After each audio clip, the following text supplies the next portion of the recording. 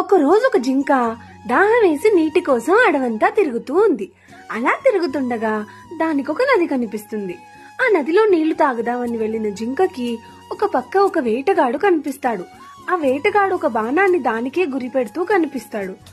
దాంతో అది కాస్త భయపడి మరోవైపు తిరిగి చూడగా అక్కడ ఒక సింహం పొదల వెనకాల దాక్కుని దీన్నే తిందామని చూస్తూ ఉంటుంది. ఇంతలో ఇంకో వైపుకు చూస్తే అడవంతా కాలిపోతూ ఆ మంట దీని వైపే పాకుతూ కనిపిస్తుంది. అమ్మో అని భయపడి మరోవైపు చూసిన జింకకి లోతైన నది అలా పారుతూ కనిపిస్తుంది.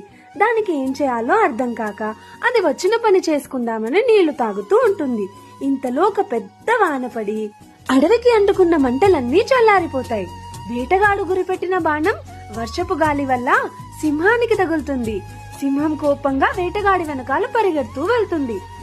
4 వైపులా అంత కష్టం ముంచుకొచ్చిన జింకకి ఒక్కసారి అన్ని మాయమైపోతాయి. మన లైఫ్ లో కూడా అంతే. ఒక్కొక్కసారి ఎంతో కష్టంలో ఎంతో ఊబిలో ఇరుకుపోయామని భయపడుతూ బాధపడుతూ ఉంటాం. కానీ మన పని మనం చేసుకుంటూ పోతే ఆ సృష్టి, ఆ దైవమే అన్నిటినీ మాయం చేస్తుంది. ఆపదలే ఆగకుండా పారిపోతాయి. నీ పని నువ్వు సరైన పద్ధతిలో చేయి. ఏ కష్టం వచ్చినా పైవాడే చూసుకుంటాడు. జాగ్రత్త.